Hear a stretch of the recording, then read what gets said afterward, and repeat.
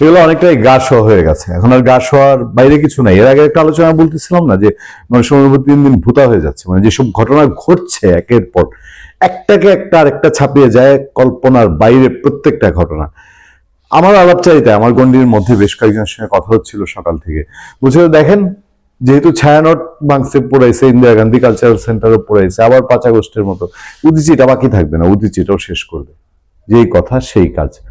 উদীচী শিল্পগোষ্ঠী যে আশঙ্কা ছিল, মানুষ ভাবছিল যে এরা যা করছে ওসমান হাদির মৃত্যুর এটাকে একটা উসিলা বানিয়ে এই শোকটাকে তারা তাদের প্রতিহিংসা চরিতার্থের জন্য যে ঘটনা ঘটাচ্ছে এটার মধ্যে দিয়ে মানুষ ধরে নিচ্ছে যে এগুলা ভিন্ন একটা প্ল্যান। প্রেস ক্লাবের সামনে তোপখানা রোডে উদীচীর কার্যালয়ে, সেই কার্যালয়ে গিয়ে সন্ধ্যা 5:45টার দিকে আবার ডেলি স্টার যা করছে, প্রথম আলো যা করছে তাই।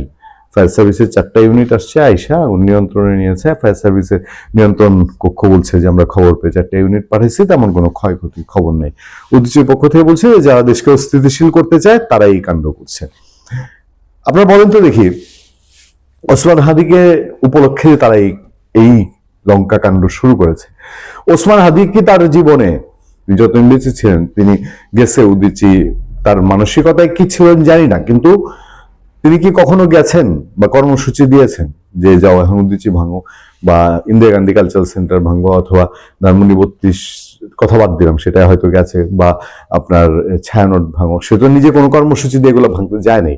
তাহলে এখন তার এই মরদেহটা এখনো কবরে ধর্মীয় আনুষ্ঠানিকতা সারা হলো না, তার মধ্যে দিয়ে এই কি কাণ্ড কারখানা সেই মানুষটিকে তাকে সম্মান দিবে, তাকে শোক জানাবে, শ্রদ্ধা জানাবে, নাকি তাকে নিয়ে এই তেলিসমাতি কাণ্ড কারখানাগুলো চালিয়ে যাবে একের পর এক? সরকার, আমাদের সরকার, মহান সরকার, তারা নিন্দা জানায়, বরদাস্ত করা হবে না বলে, তো নাকের ডগায় গিয়ে এখন প্রেস ক্লাবের সামনে কেমনে করলো?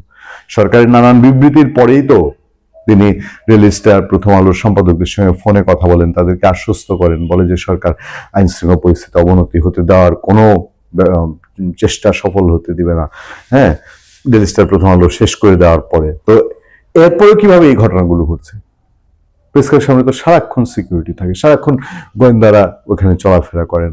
প্রেস ক্লাবের সামনে একটা পাতা ঝরলেও তো সেটা খবর পেয়ে যাওয়ার কথা, তাহলে সেখানে গিয়ে এই কাণ্ড করলো, তাহলে কি এরা চ্যালেঞ্জ করে দিল যে তোমরা বিবৃতি, তোমাদের বিবৃতি দেওয়ার কাজ তোমরা দাও, আমরা আমাদের কাজ করি?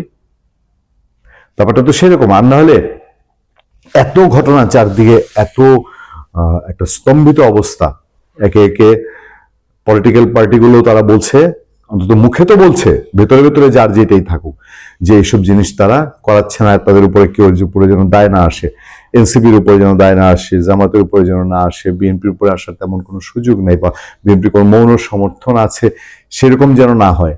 এই যখন সিচুয়েশন, তখন কিভাবে আবার উদীচীকে দিয়ে তাহলে তারা কি সিগন্যাল দিচ্ছে যে আমাদেরকে থামানো যাবে না, আমরা একের অপ্রতিরোধ হয়ে গেছি?